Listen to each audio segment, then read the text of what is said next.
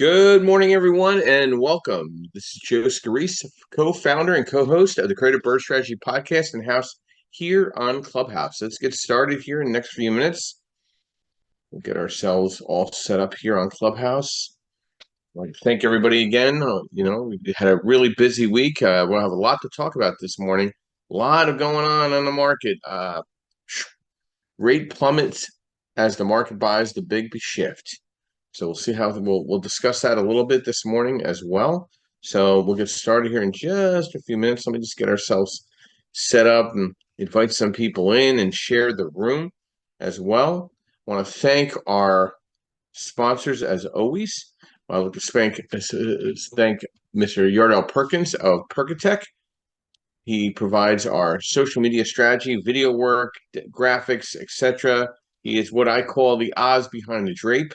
Provides consistent social media tactics for his clients. Been a great referral partner and friend for the last 10 years, and really excited about where the podcast is going. We're making, we have shirts now, we have cups. We just did a step and a repeat that we're putting together. You'll see that background in our video work starting next week. Very excited about the podcast and where it's going, and some really great announcements and endeavors coming up over the next several months with Yardell as well. I'd like to thank Linda Pelagas from Realty 411, who is our national sales publication that complements what we do here at the Creative Bird Strategy podcast. She provides insight and strategy for real estate professionals throughout the country. She also provides events throughout the country. I know she has a big event today, I think, in California. I've been part of her events throughout the country and been a colleague of hers for the last several years. Great person to follow and be part of her registration and opportunities that she provides for her real estate professionals that tie into her magazine.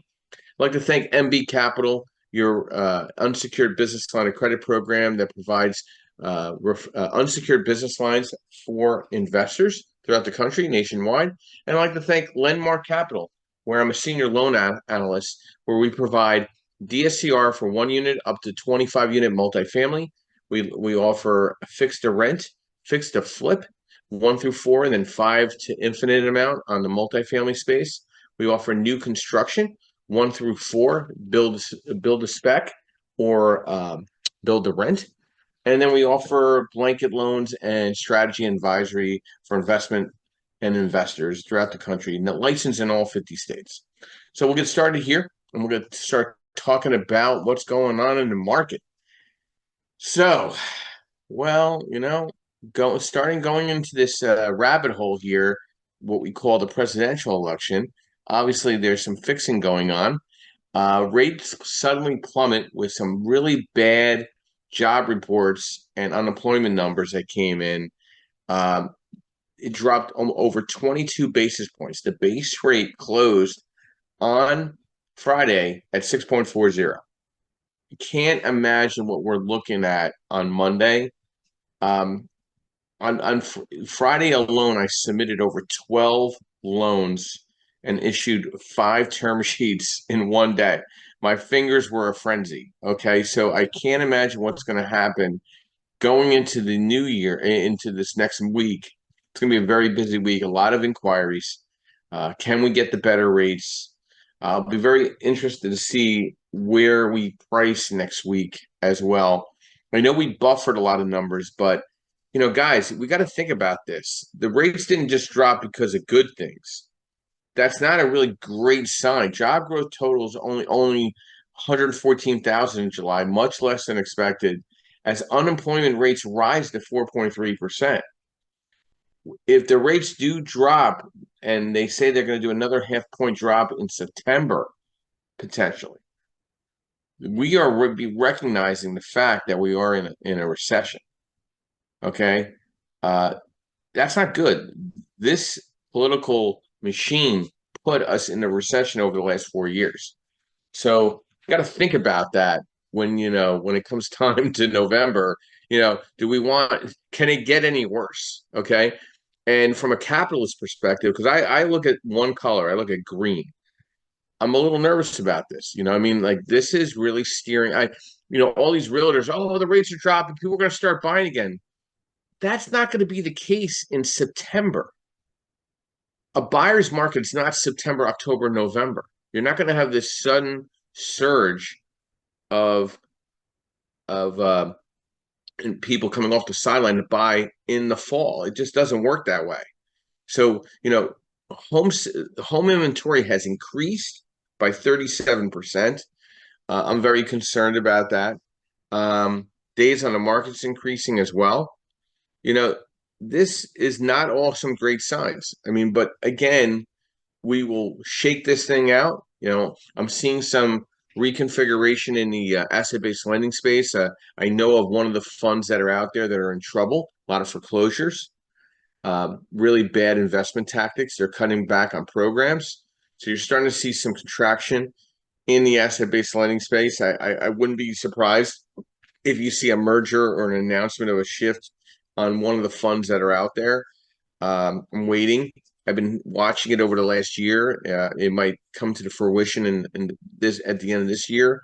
Happy to say though, I'm double downing in this type of environment. Like I just joined another expo to be at in front of a lot of realtors in the winter time.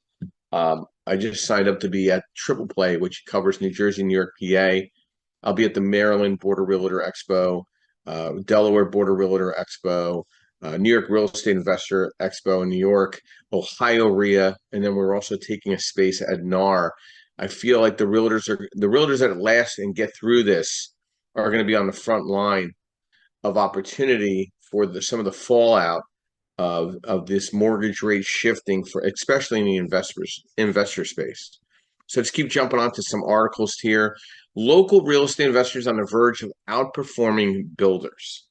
So you're starting to see the rehabbers exceed the building right now, the new construction. Cost is through the roof in building out homes. Home buying is at a low.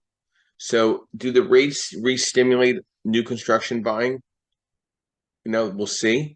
I'm seeing a lot of my new construction developers leaning toward affordable housing and renting some of these properties and some of these units. I was at an event on Thursday morning in regards to how aggressive some of the affordable housing organizations, associations in these cities are going to go after buildings and start buying the buildings themselves to rent out to low-income housing. It'll be interesting to see how new construction is impacted on that space. Obviously, we know that most malls or a lot of the major malls throughout the country are going to start bringing apartment units to their malls to complement the office retail space, along with medical. So it'll be very interesting how this impacts new construction and where new construction goes. And I'm not surprised rehabbers are now far exceeding the builders because there's just so much money out there right now in regards to renovation money. I mean, you can get renovation money pretty much up to 90% on your acquisition, 100% on your renovation, 70% LTV. I mean, at 10 and a quarter, interest only, no prepayment, and you could ride this market out, stabilize the property, and then kind of look where the best rates are on 30-year fixed money and rent it out to a quality tenant. You can go Section 8 affordable housing, and if you're going urban city setting, that's going to be more your preferred tenant, more so than a market rent. I don't know anybody in the city of Philadelphia renting market rent right now. Like I know everybody's looking at Section 8 first, and then thinking about the market rent. So I don't think Philadelphia is any different than any other city throughout the country. So you got to kind of look at what is more guaranteed in your bank account. And right now, the landlord's looking at the Section 8 piece. So this article was really interesting. I posted that this past week. And by the way, any of these articles that I'm discussing, I have posted something relevant to it on my LinkedIn, my Facebook, my Instagram, my Twitter, Alignable, Threads. So, you could find these articles that I'm posting every single day. I'm here to provide a consistent theme of education. So a lot of this stuff is just a review of what we're discussing by the time we get to Saturdays and Sundays. Our next article that caught my eye: share of active homes for sale hits post-pandemic high. There's no surprise here. Okay. Listen, the realtors could live with a glass half full. I live in reality. Okay. I really feel a lot of realtors look at the shiny object and they got to stay very positive. I appreciate that. But let's be in reality. Days on the market are increasing. Resetting pricing is happening. Now, is it happening everywhere? No, but it's happening in most markets throughout the country. Most markets are leveling or going into more of a stagnant environment. I just don't think rates are going to make a major shift and bring people off the sidelines in buying. I think it's going to bring investors off the sidelines in the fall market. Your fall market is typically and traditionally has always been limited, but two, it's always been an investor play. Okay, so like if I was a realtor listing a property that needed some work, I'd be pushing, hey, this is not just for a great first-time home buyer, but this is also great for a first-time investor to throw some tender love and care and then re-rent this out to somebody that might want to buy it from you in the next couple of years. That might be a selling point. I mean, I did look at a couple of properties myself personally yesterday, had a good laugh in 90-degree weather. They're still not priced correctly. They're priced way off, way off. I looked at two family houses. I couldn't believe what I was looking at based on what they were asking for. The rents wouldn't even match up, even if I did stabilize the properties. They were oddball. They've been sitting on the market for quite a while. It's very interesting circumstances. So some great articles there. So let's dive into leveling up your real estate game, marketing, sales, and scale. All right. So let's tie into an article that I put together this past week on LinkedIn. You could find it on my profile. To level up in real estate marketing and sales strategies, especially if you're focusing on midterm rentals, consider the following approaches. Number one, digital presence, website optimization. Ensure your website is user-friendly, mobile responsive, and optimized for search engine or SEO. Highlight key features of your properties, providing virtual tours and using high-quality photos. So like with our podcast, we're very, like our link is up here. I have my own personal website. Both were designed by Yardell, which was great at Percatech. We were always tinkering with them and putting different things together. I think a website is a necessary evil. I think you really need to consider that if you're going to be a real estate professional. I wouldn't depend, if you're a realtor, I wouldn't depend on your personal company to maintain your website. I would always maintain my website independently because, again, at the end of the day, you might not be there down the road. Social media marketing. Utilize platforms like Instagram, Facebook, and LinkedIn to showcase your properties. Engage with potential renters. Share success stories, client testimonials, and behind-the-scenes content to build trust and authenticity. So like every morning I put a motivational or inspirational quote out, and it's amazing the heartfelt reaction by people every single day. It goes out every day at 7 to 7:30. People love it. They make comments. I give feedback, and it's just a relationship building type of environment. I love leveraging LinkedIn more so than Facebook, even though I have 3 Facebook accounts. They're maxed out. People now just follow me because I changed them into business profiles. And that's good. That's great. But I really love leveraging LinkedIn. I really love posting articles. I love giving my insight. I always post 2 articles a week. I'm always posting 2 videos a week. I'm always responding to article inquiries that I want to give my opinion on. So I'm constantly feeding that garden as well. So content marketing, blogging, creating information blog posts about the benefits of rentals, market trends, tips, using keywords to improve SEO and driving organic traffic to your website or your squeeze page. Video content. We offer video work through the podcast. So if you need to be interviewed to get some video exposure, let me know. Let's do an interview.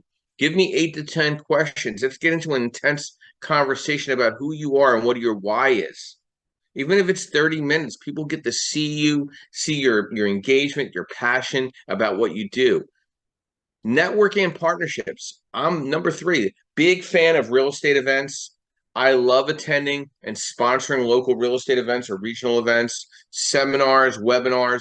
I just got asked to speak at a two realtor associations down in Florida. I want to thank Elizabeth down there in the crowd there in the audience. I'll be speaking in October, teaching real estate agents on asset-based lending fundamentals. You can't get better engagement than having 50 people looking at you, talking to you about what you love doing. Okay? It's not a beat the chest type of environment. It's about providing insight and education, collaboration with influencers, providing real content, strategic partnerships in this networking piece. You want to leverage and work with strategic partnerships. Not everybody is a strategic partner. Number four, customer service, personalization, feedback and improvement. If somebody calls you, call them back. Take that phone call. Give them a text. Let them know I'm going to call you back in 15 minutes. Maybe it's because I came from a hospitality background. I feel like I got to talk to every single person and make sure that I get back to them, good, bad, or indifferent. I give news, whether it's good, bad, or indifferent, right away.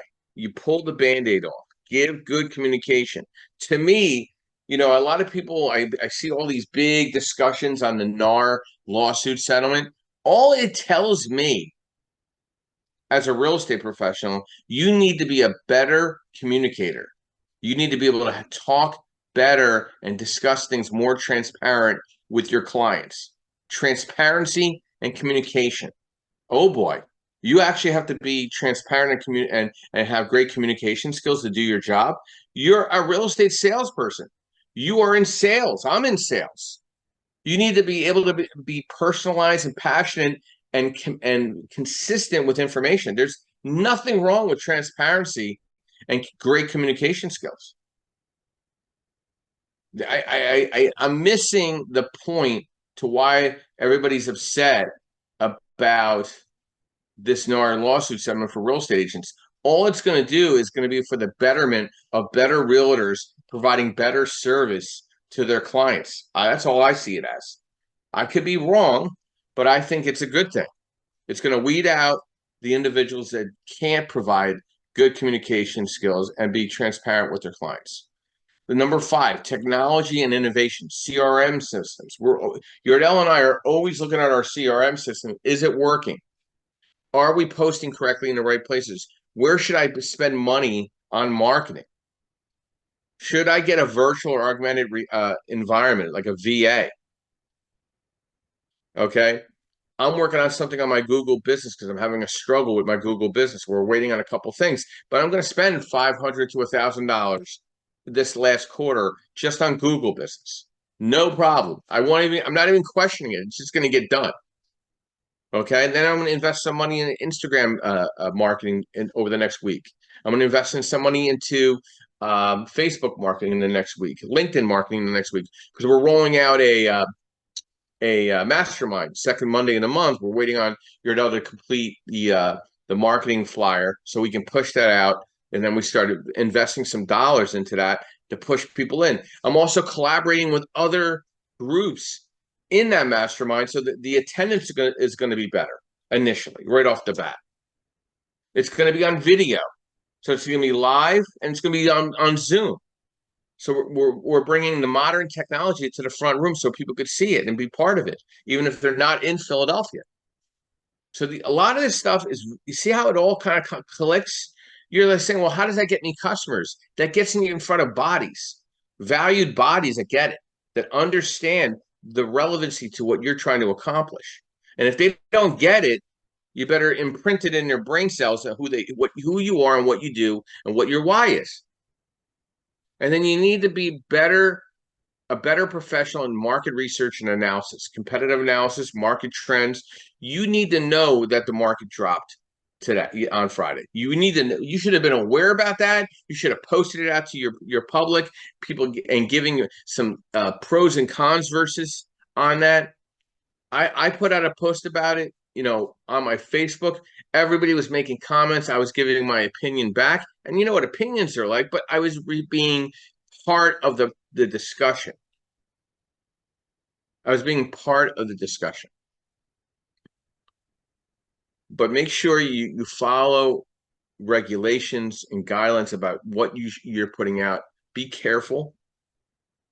Get professional guidance if you don't feel comfortable posting something. You want to try to get the right words. There's different ways of implementing these strategies, but you can enhance your marketing and sales efforts, attracting more clients and achieving greater success in the real estate market. You got to be consistent. You can't like market for 1 week and then disappear for a month. It's every single day. A lot of you might not be from Jersey, but there's Jersey diners, right? There's diners that are open 24 hours. Your social media platform is open 24 hours. It's on all day, every day. It's an all day, 24-hour garden that you need to feed soil, different types of nutrients, manure. You got to feed it. You got to keep feeding it, okay? Because you got to build that garden out. Because what does a garden bear? Fruits and vegetables. What do you need to bear? Sales and opportunities, relationships, a bigger bullpen, a bigger power team. Melissa, good morning and welcome. Brief overview, who you are, what you do, and thoughts or discussion. Level up your real estate game, marketing, sales, and scale. Good morning, Joe. Good morning, Clubhouse. Thank you for having me up today. My name is Melissa King, owner-operator at One Last Die LLC Virtual Assistant Services. I offer realty, bookkeeping, notary, and office management services to small businesses and entrepreneurs. And yes, that does include some marketing. I do that it's not a real moneymaker for me right now, but it is fun. So I'm still doing it myself. And one of the things I did want to mention in this discussion was you mentioned the Google ads you were going to do. I was at one of my networking meetings. It's a breakfast meeting that I go to every Friday before my regular meeting of the Rental Property Owners Association here in Kent County. So I do 2 meetings on Friday morning. People, that is marketing. You're getting out. And you can't stress it enough. They mentioned the Google profile. The only thing that I don't have, I got all the way through it. I'm like, why am I not doing Google reviews? I have to verify. Well, as a remote assistant, I work out of my home. So I have to figure out what they want in this video. And then I will upload that and complete my Google profile. So I would recommend that people complete that Google profile. LinkedIn, I can't stress enough, get that profile up and running. I do 2 posts a week, and I'm amazed at the analytical information I get regarding, how many impressions I've made, Joe, just from 2 posts a week. It's amazing. The last thing I wanted to mention, and I actually am going to a 3-day class in Mobile, Alabama. Going to take some kind with Invest Success, and they moved their mentorship program to a 3-day. They also offered me a sponsorship, and I'm going to get out in front of people, and I'm doing the bookkeeping portion of that class. So there's all kinds of different things that you can do. You do have to spend money to make money. I wanted to also mention that, and engage professionally. You can't do everything online. So looking forward to more business. I just did my own video trying to promote myself that way, get out of the basement, as I like to say.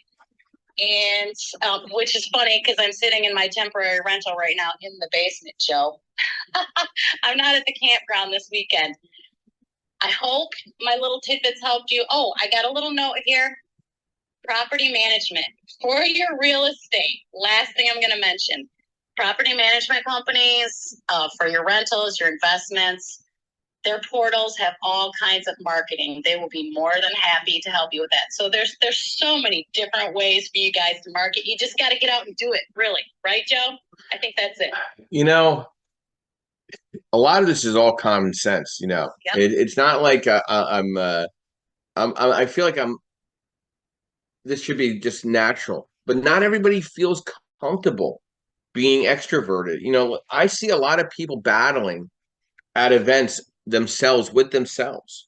It's not easy for a lot of people, Melissa. It's a very difficult encounter for a lot of people. I'll give you an example. I was in Maryland this past week, and a young lady walked in. I said, "Hey, good evening. How are you?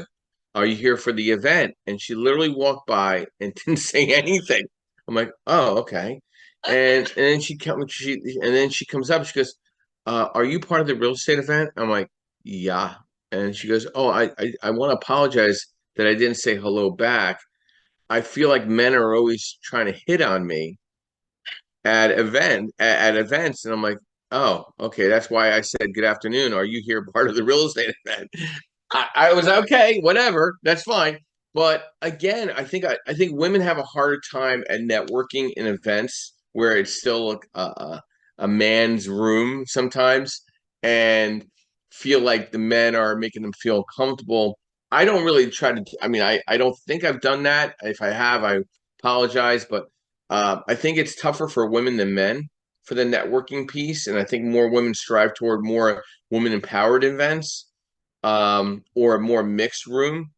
When it comes to real estate, it's tough. I'm not a woman, so I don't understand, but I understand the uncomfortable level of going into a room if your anxiety is high. You know what I mean? My inspiration a year and a half ago on this clubhouse was Prof T. Mhm. Okay. And I remember what she said. It's a man's game, ladies. So you got to level up your game. Well, Teresa's a unique bird. Okay, I know Teresa. That's okay. I know Teresa personally. I've hung out with her. She is a absolute go getter. She's always doing something new. I got to get now. She's singing. Now she plays the guitar and sings. She is just. I mean, it's amazing. Like what one thing or another, she's always doing something. God bless that woman. Great energy. I don't know if you know how I met her. I was at an event, and it was post stroke. It was after my stroke, and it was a cigar networking event. So I'm up at a beautiful place. It's called Ashton's in Philadelphia, and I'm cutting a cigar for the first time, I think, post stroke, and just enjoy. Yeah, well, I do smoke one cigar a month. So what's that? That's all right. Everything in moderation. Exactly. I don't smoke every day. I smoke once a month on the cigar side. And I ordered some peanuts because nothing comes free in this high end cigar place. Some guy starts eating my peanuts. I'm like, "Hey, bro, are you going to pay for my peanuts?" And because Teresa's right next to me with her husband. And he's like, "Oh, they're not part of." I'm like, "Listen, you see on the menu it says peanuts." And she started laughing and we start talking, and we've been friends since. I mean, we're talking like 5, 6 years ago. And she felt your peanuts. Yeah, she always go, "I'm never gonna steal your peanuts. Never, never, never." I'm like, okay. But it was just an engaging discussion. We've referred or introduced, different people to one another. Her husband's in real estate as well. And, listen, it's not all about just getting that great deal to close. It's about building relations. It's the long-term game. You got to identify a profitable target audience. So I've been coaching on and off over the last 5 years, but my coach that I go to now, he made a comment to me that always sticks with me. Is you fish in lakes that have fish. You don't keep going back to the same lake that doesn't have fish. So I'm not a fan of being designated to one real estate investor meeting or another. I like floating around. I like the flexibility. I like sponsoring various events and spreading my money out in different spots to identify new people, to meet new people. So identifying a profitable target audience is very important. Gathering intelligence on I guess, your competition, because I really feel your competition is your mirror. But I think understanding what they're doing from a marketing strategy perspective, I think is important. Okay. Where are they going to network and why? Okay. So I went to an event on, I think it was Wednesday, this past week. Everything's kind of merged with me, but it was hot as hell. But it was an outdoor happy hour, and a couple of the guys and gals that were from another fund, or I guess they're really broker banker. They're not really a direct lender like myself, but I was bullshitting with them, and I'm like, listen, guys, I'm starting a mastermind event. I know you come to my events before, but if you come to my mastermind event, you can't come. It's not that I care that we are in relevant industries, but it's my event, my money, my food, my wine, my way. And they were like, okay, cool. I just want to let you know it's the second Monday of the month. If you come in, you're going to be kindly asked to leave. Okay, that's more of an exclusive event that I'm holding, and I'm going to keep that very tight, because it's my investment, not theirs. They're not going to just come and be a hanger on. So, you know, I don't care about sponsoring an event and then there's a hanger on in the room because they don't really shine in that type of environment. They just look like they're kind of like jumping on my parade, and that's fine. But gathering intelligence on what they're doing is important. A lot of people like to tell you where they're at. I'm networking here, I'm networking there. I always evaluate. I have probably 3 or 4 events every Monday, Tuesday, Wednesday, Thursday, Friday that I can go to. And then I whittle it down to the one that I want to go to. Hey, have I been there before? What was my results? Did I get any leads out of it? Did I get my return on my time? Did I build any relationships? Uncover your brand's differentiator. You want to understand, uncover your brand differently. So whenever I walk into an event, hey, you're Joe Scarice. You have a podcast. You're on Facebook. You're on LinkedIn. Oh, hey, how are you? Nice to meet you. Oh my gosh, you're everywhere. I said, well, I'm right here, right now. They're like, hey, where's your office? It's in my shoes. So I kind of like make people feel comfortable, like, oh my God, like I'm over it everywhere. So I don't post. Me personally, I don't post where I'm going because I don't want people to think I'm too busy not to identify with them and be part of their power team. So I don't post everywhere where I go. It's just something I don't do because I don't want to look too busy where people feel uncomfortable to call me. Hey, I'm calling you. I hope I didn't catch you at a bad time. I really want them to feel comfortable when they call me. I want to clarify my marketing message. And that's what you want to do. You want to clarify what your call to action is. My call to action on here on this podcast is education, networking, and strategy. And anybody's more than welcome to come up and raise their hand and be part of this. Okay. And then choose the right marketing channels. What channels work for you? Are the best results that are going to provide you the most return of your time and money? Track your real estate marketing metrics as well. So, like when Yardell and I start doing some of these marketing campaigns and me spending some money into it, we're not going to do them all at the same time. I won't be able to identify where the return is coming from. So I'm going to invest into some Instagram and some Facebook, and I'll do that for a month or two. Then I'll do LinkedIn, and do that for a month or two. Then I'll do something else for a month or two. Like I'm going to spread that out to make sure there's balance. And adapt your real estate marketing plan. Okay, constantly tinker with it. There's no goal set planning at the beginning of the year. You're goal setting every week. Every single week, you're goal setting. What are your goals this week? What do you want to accomplish this week, knowing that the rates dropped going 22 basis points? What can you do differently to get people to call you? How can you create that inbound traffic to impact your bottom line? Who can you respond to better? What can you do differently on your voicemail? What can you do differently on your profile tag? What kind of articles can you put out? Justin, good morning. Welcome. Brief overview who you are, what you do, and thoughts to discussion this morning. Level up your real estate game, marketing, sales, and scale. Yeah, good morning, Joe. Good morning, everybody. Justin,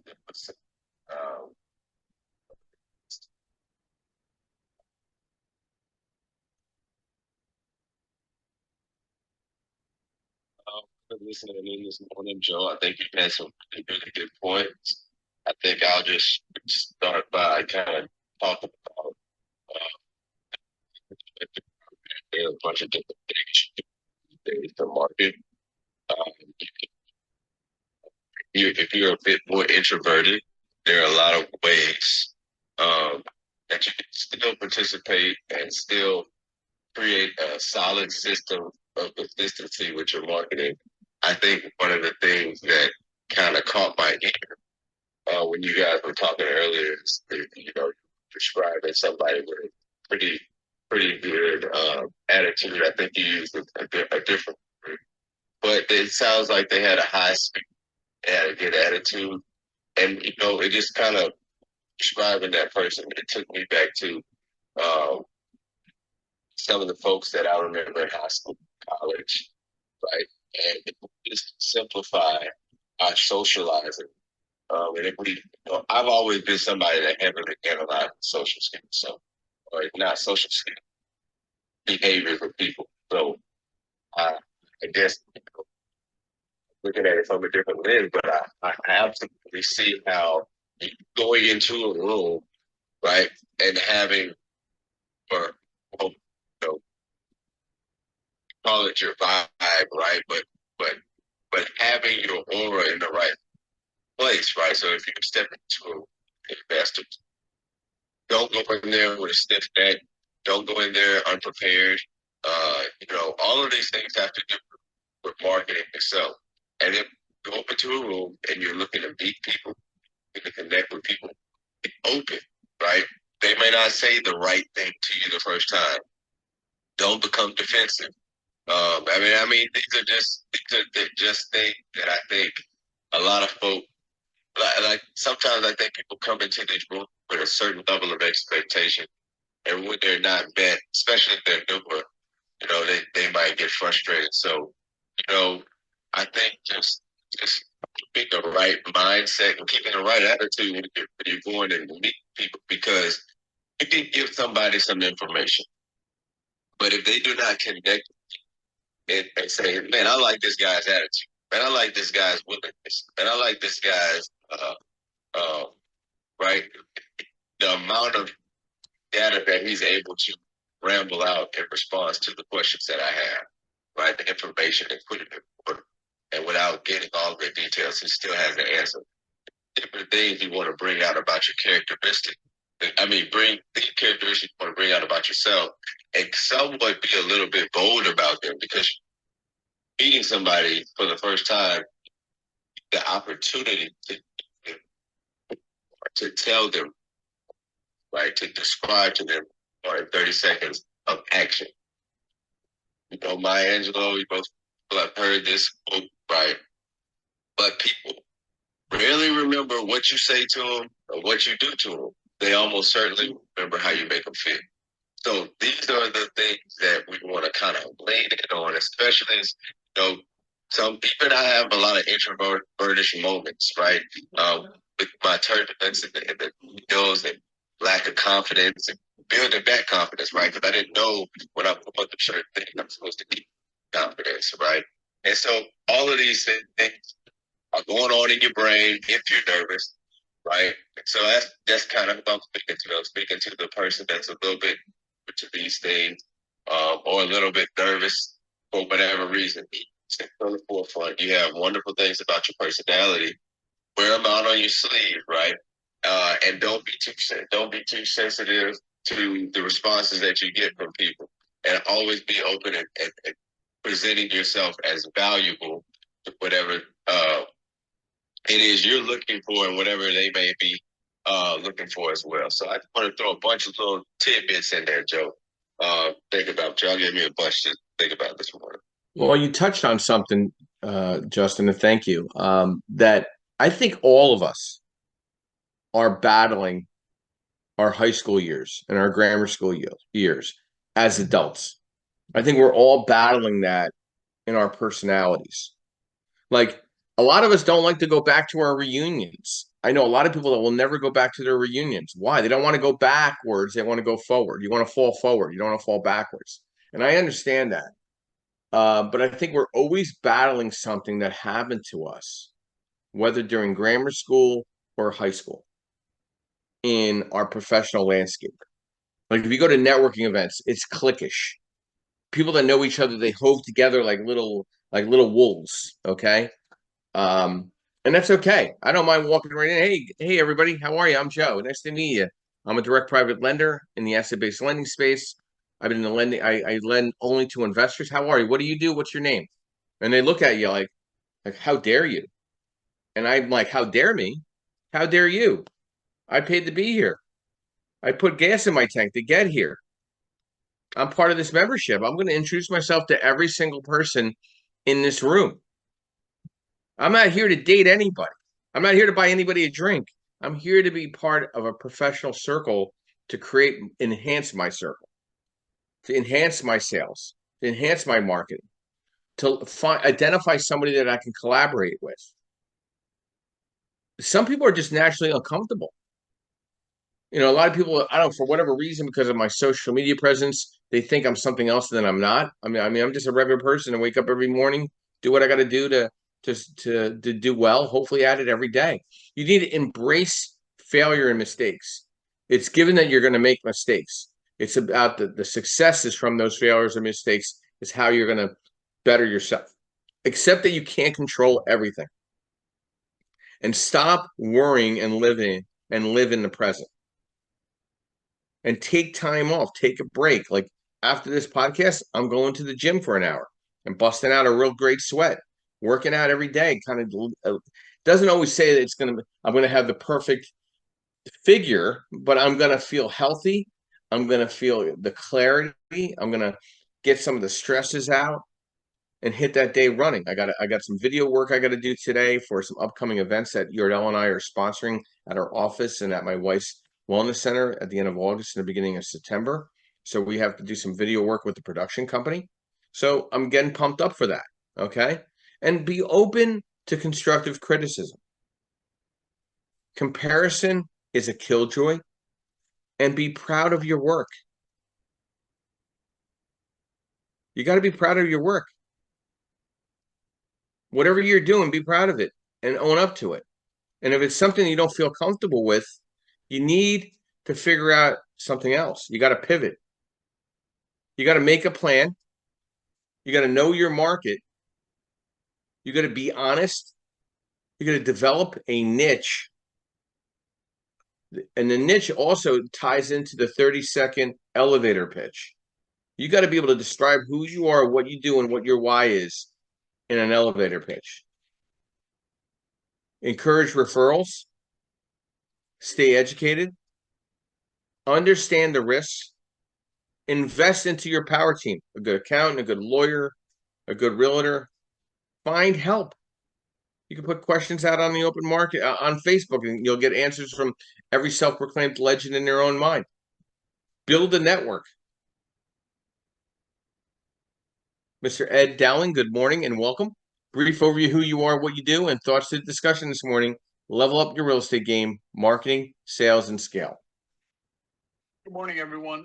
My name is Ed Dowling. I'm a licensed referral partner with Remax. Joe, I just wanted to touch on this NAR settlement.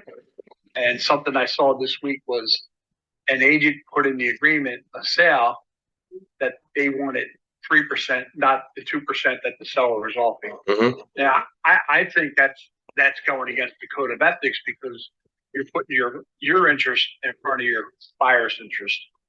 Your fiduciary duty is to your buyer. So if you're putting a stipulation in that this agreement is contingent upon this buyer's agent getting 3%, how's that not putting yourself in front of your buyer? Well, I'm not going to touch on the NAR settlement in this discussion.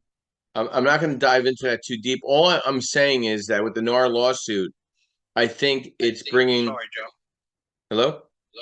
I'm sorry, I had a phone call. I'm sorry. Okay, there's an echo because you have my video on too. You got to mute for a minute. You're there, Ed? Ed? Yeah, I'm here. Okay, so I'm not going to touch on the NAR lawsuit and what realtors are doing now. All I'm saying right now is that transparency is key, and being a better communicator.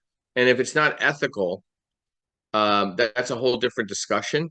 I'm saying, listen, if you're going to scale your business, you got to have integrity as part of it. You need to be integrous. You need to have very, very good intuition that if something's not right, walk away from it.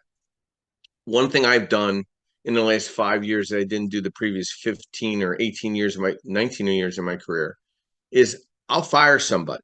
If I don't feel comfortable with somebody, I'm like, listen, I don't think we should work together. I've had many clients reach back out to me after I've, worked with them or tried to work with them. I'm like, hey, listen, you know what? I don't think we're a good match. Maybe you should find somebody else to work with. And they're like, really? I'm like, yeah. I feel You fired one of my referrals. yeah, I did because they were wasting time. They were dead weight, and they were wasting processing time and dollars. So I outlined that to them, Ed, and said, listen, you're putting a lot of time on my processing department, and nothing's coming to fruition. I don't think we're a good match. I think you should go work with somebody else. And they're like, really? I'm like, absolutely. And I say it as sincere as possible. When you're trying to be honest and transparent, sincerity is key in our space. But I don't think people are comfortable giving people honest, integrous answers. I think that there's a big problem there. People are not taught that in school. They're not taught personal development, and I don't think people are comfortable being honest and telling the truth. It hurts for whatever reason. And believe me, 2 weeks from now, whatever you tell somebody, they're not even going to remember it. They're just going to remember that, okay, we're not working together anymore. And that's okay. I've apologized to a lot of people, Ed, in the last 5 years that I hadn't seen them since before my stroke. And I apologize. Hey, listen, if I was out of sorts in any way, I want to apologize, and I'd like to reset our relationship if we can, so we can work together and do well together and scale our business together. Like, I was at an event about a week and a half ago. It was a Saturday event. I ran to this gentleman. I'm like, hey, listen, I don't know why we're all a little standoffish with one another. Maybe I missed something, but I don't remember anything past before 5 years ago. Is there something that created your comfortability with me? And he's like, no, not really. I just didn't think you wanted to work with me. I'm like, why would I want to work with you? You're always at other events that I'm at. What's the problem? Why can't we coordinate together? He's like, oh, we should. So now we set up a coffee, and we're gonna game plan, leverage the mastermind that I'm doing, some video work. It kind of like, I had an open, honest conversation, and people want that. They want to feel comfortable with people. Okay. And having longer discussions with your clients to get to the starting line, I think is going to be better for you, in a market that's tumultuous. Okay. People want to work with planners. They want to work with people that do their homework. They want to work with people that they trust. They want to know that you have niches. Like, what are you bringing to the table that nobody else is bringing to the table? Is it communication? Is it follow through? Is it responsiveness? There's also you generate respect by a consistent marketing plan and staying up to date. Putting information out that's right off the presses is quite impressive. And not bragging about yourself, just kind of being comfortable in your skin. Sometimes just sitting back and watch in the room, evaluate.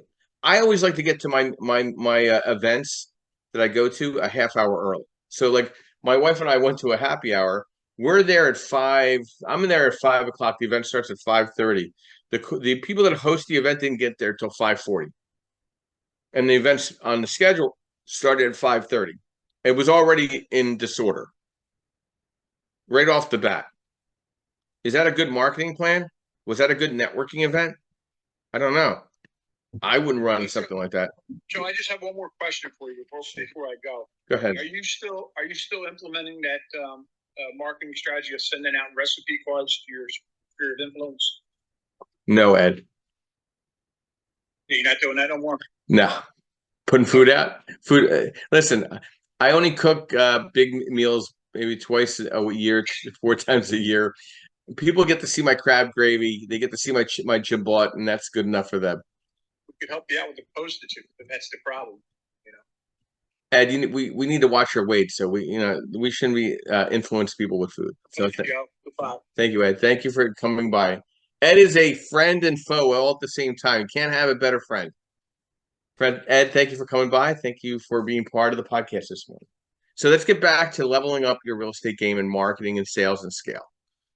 What is your mindset, right? What your mindset is half the battle, 90% of the battle.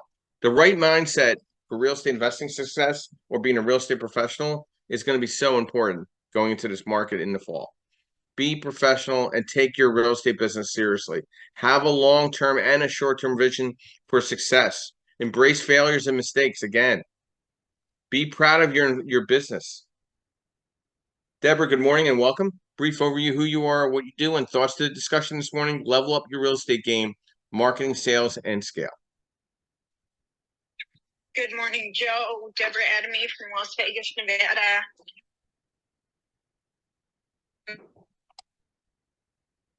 Guys out in the backyard.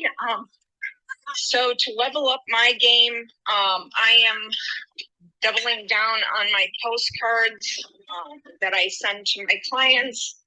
And what else? I am, like today I'm doing an open house, and Joanne, like you, I get there super early. It's supposed to start at 10.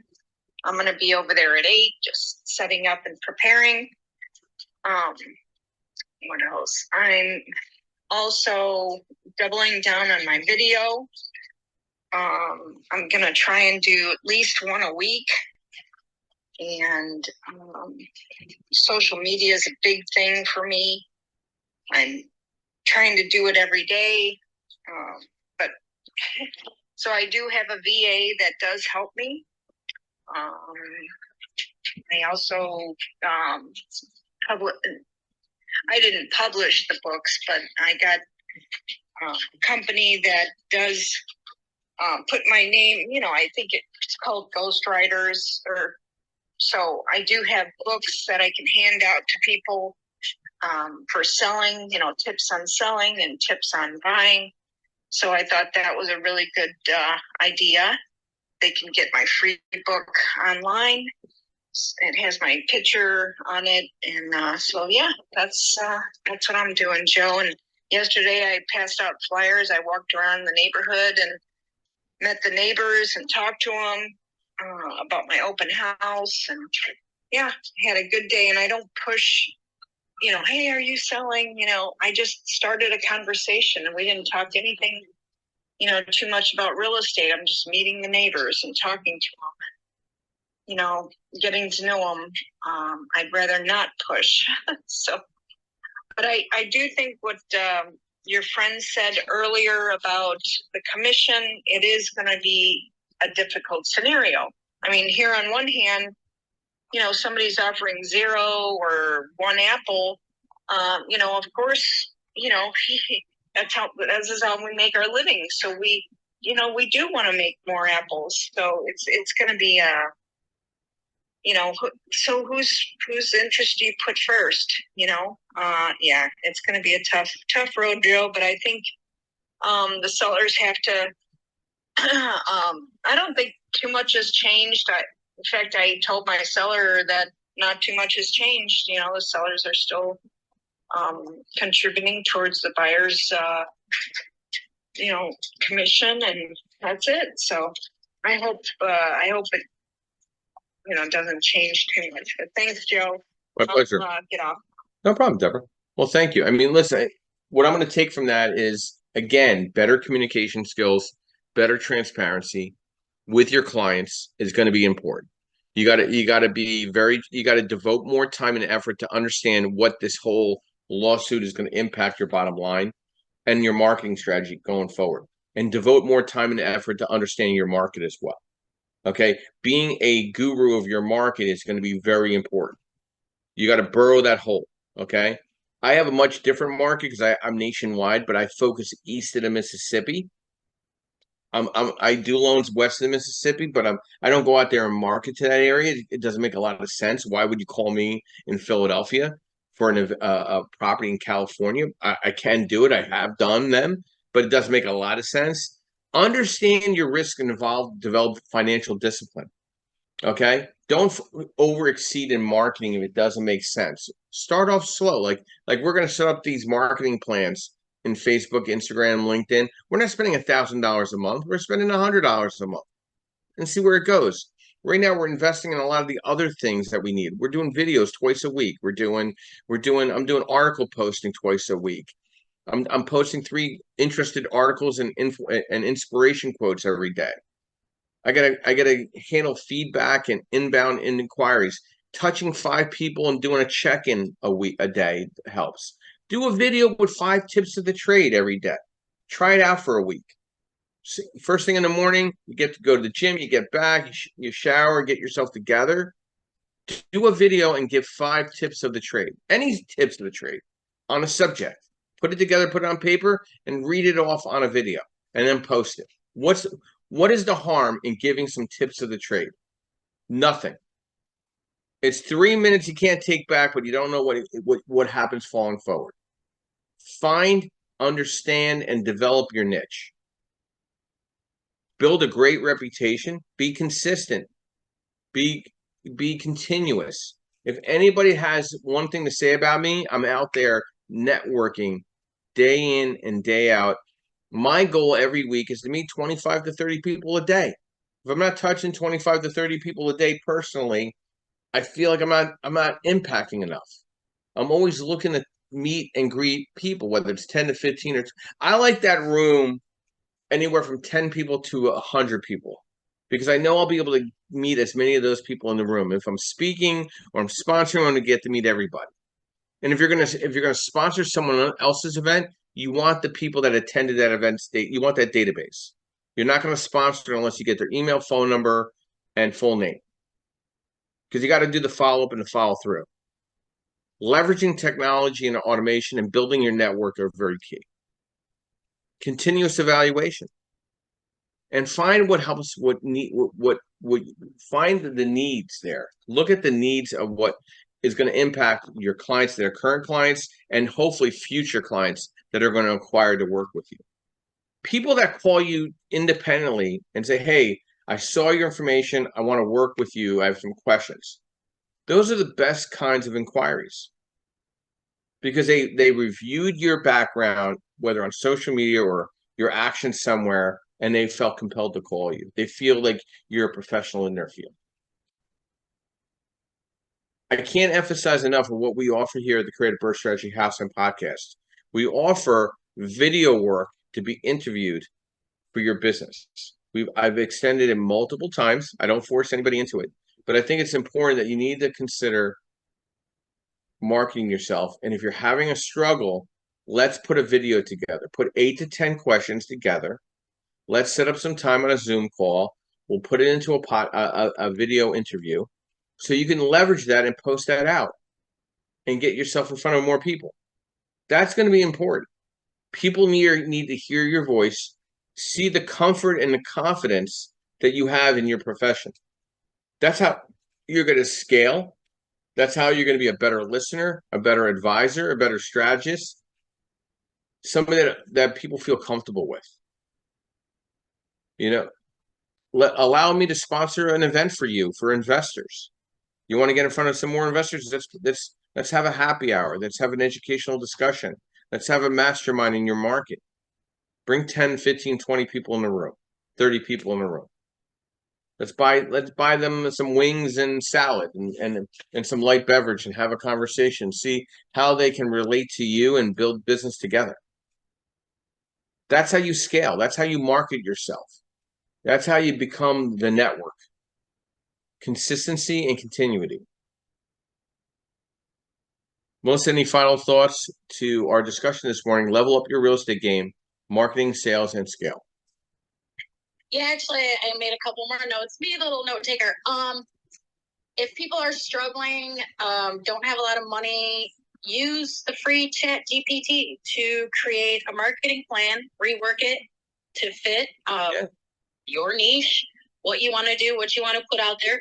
You can also use the free Chat GPT to do video scripts. I've done it myself. Yeah. So that's my little tidbit today. Thanks. Melissa, stay on mic. I don't understand why people don't reach out and just, hey, listen, let's have a 10-minute or 15-minute strategy discussion. Right? I've already got that down on my notes to do. I need to put that in my goals, right, Joe?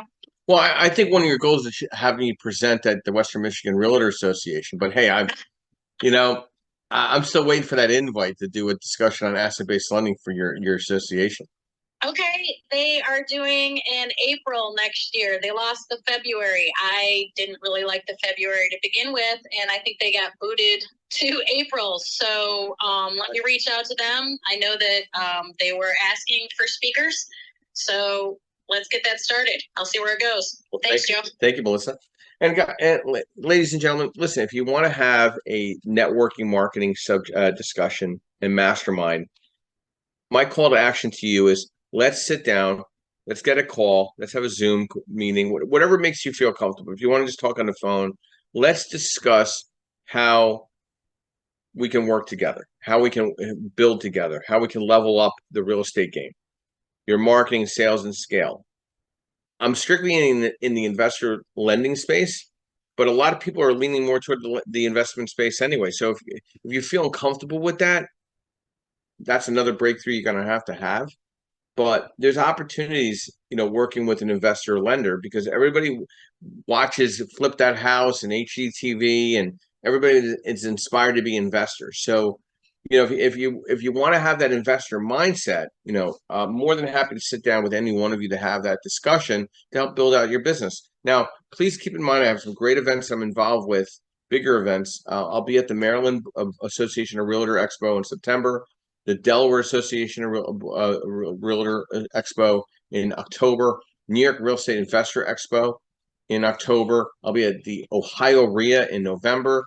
I will be at NAR, National Association of Realtor Expo in Boston, Massachusetts in November. And in December, I'll be at Triple Play.